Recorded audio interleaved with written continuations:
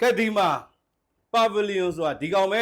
HP Pavilion တွေကတော့ Metabori နဲ့ဒီလိုလာတယ်15.6ကိုလုံးဝကျစ်လစ်နေတဲ့ဒီဇိုင်းနဲ့လာတာတော့ HP Pavilion တွေအမျိုးတို့လည်းတိတ်ကြိုက်တယ်ဆိုတဲ့ကောင်တွေဖြစ်ပါတယ်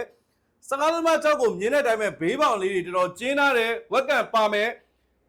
fingerprint ပါမယ်ဗျာပြီးလို့ရှိရင်တော့ဒီဘက်မှာနံပါတ်ညများရရတဲ့သူတွေအတွက်ကတော့နံပါတ်ကီးလေးတွေပါမယ် keyboard ကမီးလင်းပါတယ် keyboard ဘက်လိုက်ပါသေးတယ်ဗျာဒါကတော့ HP Pavilion ရဲ့ဒီဇိုင်းပဲဖြစ်ပါတယ်ဘာမှထွေထူးသိပ်ပြောနေစရာမလိုဘူးအမျိုးတွေ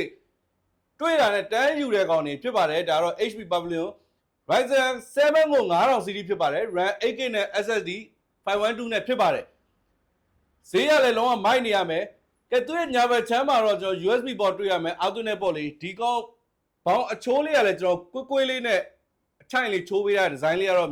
မသိရတဲ့လူတွေအတွက်ဖြစ်ပါတယ်မြင်နေကြလူတွေကတော့သိပါတယ် HP Pavilion logo ဝိုင်းနဲ့ဖြစ်ပါတယ်ဘယ်ဘက်ချမ်းမှာတော့ audio jack တွေ့ရမယ် SD card slot တွေ့တယ် Type C port ပါတယ်ပြီးလို့ရှိရင်တော့ USB port နဲ့ HDMI တွေ Type C ကလည်းကျွန်တော်တို့ data transfer လုပ်မယ်ဆိုလဲအရန်ကိုမြန်ဆန်မှာပဲဖြစ်ပါတယ်